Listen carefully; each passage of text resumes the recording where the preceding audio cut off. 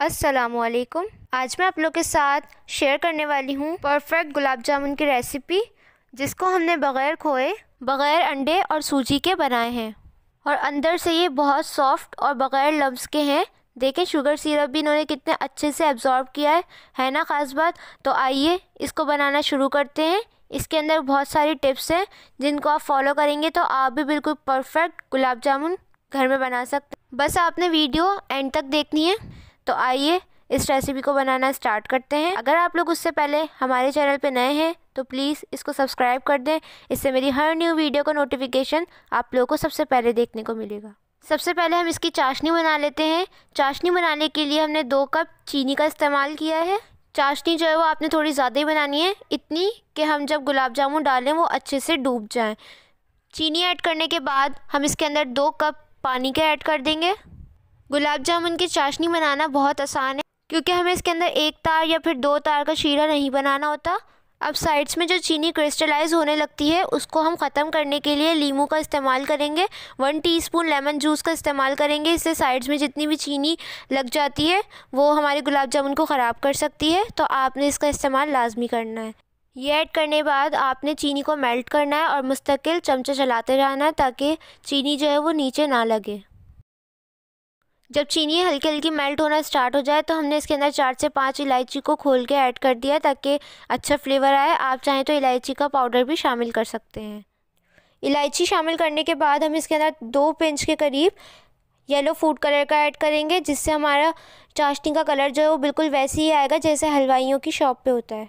2 चुटकी से ज़्यादा ऐड ना करें। ये आप देख सकते हैं वैसे ही कलर आना स्टार्ट हो गया है।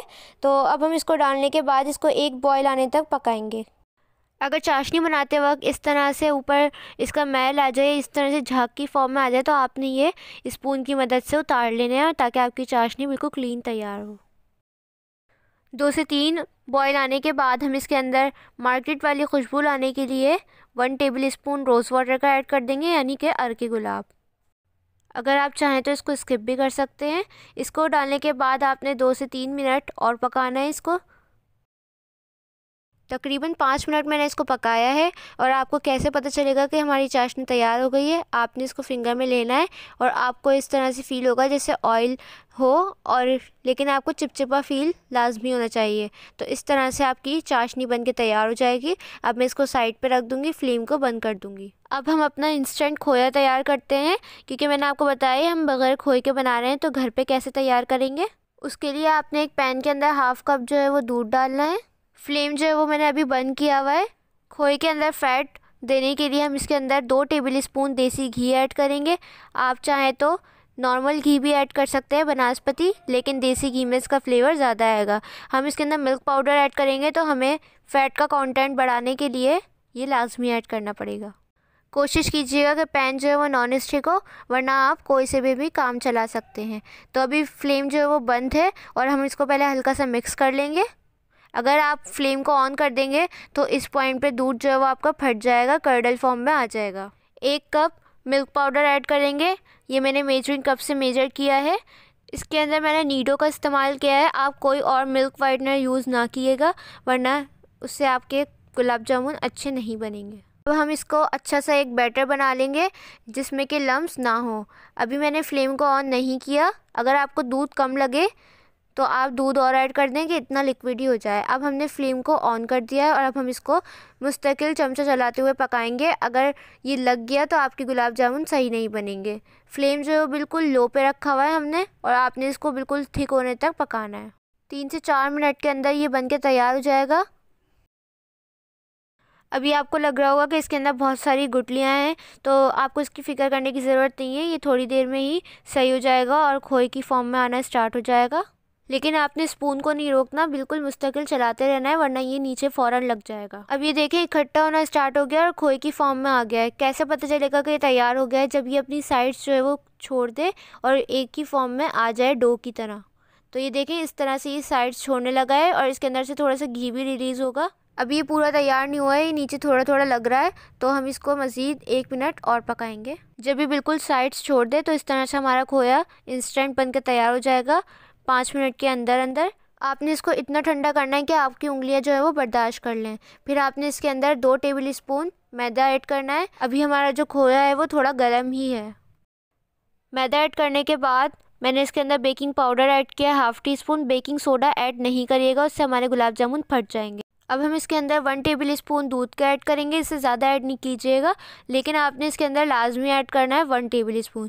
जो जो मैंने मेजरमेंट्स बताई है आपने उनका ख्याल रखना है और इसको आपने अच्छी तरह से मिक्स करना है। इतना मिक्स करना है कि सारी चीज़ें एक डो की फॉर्म में आ जाए, ओवर मिक्स नहीं कीजिएगा। घी हमने खोया बनाते वक्त ऐड कर लिया था, तो इसलिए ज़रूरत नहीं है। अगर आपको ये ज़्यादा चिपके तो आप घी का इस्तेमाल कर सकते हैं थोड़ा सा। ये देखें, मैंने इसको 2 से 3 मिनट के लिए गूंथा था बस, और ये बिल्कुल बन के तैयार हो गया है। अगर आपको ज़्यादा सॉलिड लगे तो इसके अंदर थोड़ा सा दूध ऐड कर सकते हैं, या फिर अगर आपको ज़्यादा लिक्विड लगे तो आप इसके अंदर मिल्क पाउडर थोड़ा सा और ऐड कर दें। लेकिन इस तरह से होनी चाहिए जिस तरह से मेरी डो है, थोड़ी सॉफ्ट है। अब हम इसको थोड़े से छोटे गुलाब जामुन बनाएंगे, क्योंकि इसको हम फ्राई करेंगे जब भी फूलेंगे, और जब हम चाशनी के अंदर डालेंगे तब भी इनका साइज़ बड़ा हो जाएगा। तो इनका साइज़ आपने भी थोड़ा छोटा रखना है, या फिर आप अपनी पसंद का भी कर सकते हैं। अब आपने दोनों हाथों में घी लगा लेना है ताकि ये चिपके ना, और आपने एक बॉल उठानी है। दोनों हथेलियों के बीच में आपने डो को रखना है और इसको टाइट हाथों से आपने प्रेस करना है ताकि इसके क्रैक्स ख़त्म हो। फिर आपने हाथों को थोड़ा हल्का छोड़ते जाना है ताकि ये एक बॉल की फॉर्म में आ जाए इस तरह से, और इसके ऊपर से एक शाइनिंग आ जाएगी, तो आप समझ जाइएगा कि आपकी बॉल तैयार है। आपने सारी बॉल्स इसी तरह से बना ले लिए। पहले आपने डायरेक्ट फ्राई नहीं करना है इसको, वरना ये जो डो का मिक्सचर है ठंडा हो जाएगा। तो ठंडा होने के बाद गुलाब जामुन में क्रैक्स आ जाएंगे, तो आपने डो का मिक्सचर जब हल्का हल्का गर्म हो जब भी आपने सारी बॉल्स बना लेनी है, और जल्दी जल्दी ये प्रोसेस करना है।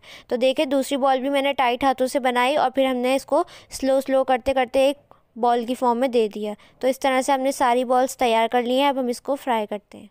अब आपने एक कढ़ाई के अंदर इतना तेल डालना है कि जब हम गुलाब जामुन डालें तो वो पूरे डूब जाएं। अगर आप तेल कम डालेंगे तो फिर आधी साइड्स का कलर चेंज होगा और आधों का कलर चेंज होगा। गैस की फ्लेम को बिल्कुल लो पे रखा हुआ है। तेल बिल्कुल भी गर्म नहीं है, ज़्यादा हल्का हल्की हीट आ रही है बस, इससे ज़्यादा नहीं, क्योंकि जैसे ही हम गुलाब जामुन डालेंगे वो नीचे जाके बैठ जाते हैं और चिपक जाते हैं। तो आपने बिल्कुल गुलाब जामुनों को डाल देना है। ये आप देख सकते हैं हीट बिल्कुल भी नहीं है इसके अंदर ज़्यादा।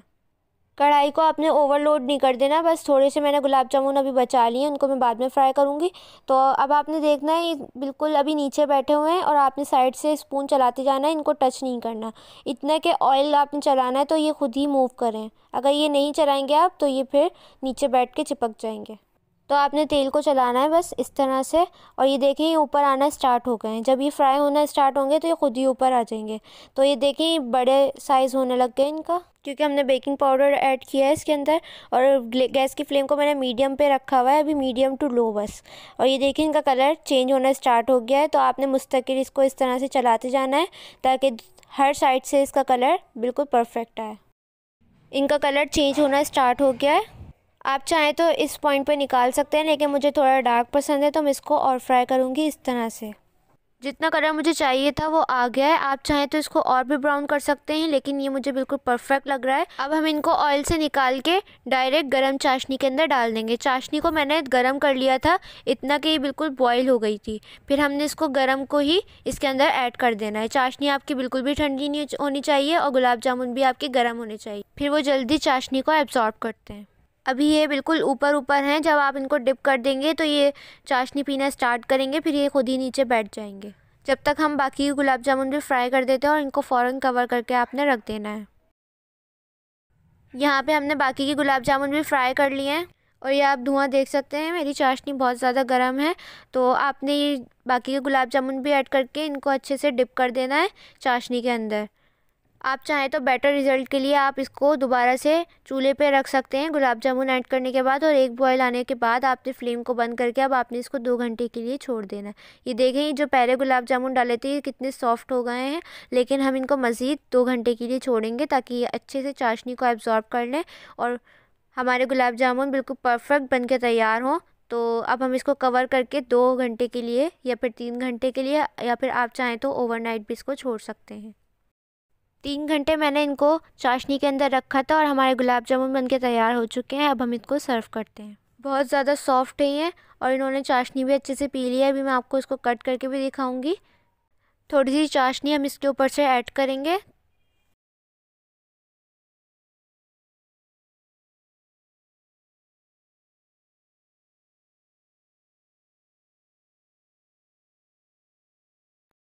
अब हम इसको पिस्ते से गार्निश करेंगे। आप इसको किसी भी ओकेजन पे बना सकते हैं, गेस्ट आए उनके सामने भी सर्व कर सकते हैं। बहुत ज़बरदस्त रेसिपी है। तो अब मैं आपको इसको काट के दिखाती हूँ। ये देखें कितने जूसी हैं, और ये देखें कट करने में आपको इसके अंदर कोई भी लम्स नज़र नहीं आएगा, कोई गुठली नहीं है इसके अंदर। बहुत सॉफ्ट है और इन्होंने रस भी कितने अच्छे से एब्जॉर्ब किया है। तो बिल्कुल परफेक्ट रेसिपी थी, बग़ैर खोए के, बग़ैर सूजी के और बग़ैर अंडे के हमने इसको बनाया है। ज़रूर ट्राई कीजिएगा और मुझे फ़ीडबैक लाजमी दीजिएगा। फ़ीडबैक देना चाहते हैं तो पिक्चर शेयर कर सकते हैं इंस्टाग्राम पे, उसका लिंक आपको डिस्क्रिप्शन में मिल जाएगा, वहाँ पे भी आप लोग मुझे फॉलो कर सकते हैं। वीडियो अच्छी लगे तो लाइक ज़रूर कीजिएगा, अपने फ्रेंड्स और फैमिली के साथ इसको लाजमी शेयर कीजिएगा। इंशाल्लाह मिलूँगी नेक्स्ट रेसिपी के साथ। जब तक के लिए मुझे और मेरी फैमिली को दुआओं में याद रखिएगा। अल्लाह हाफ़िज़।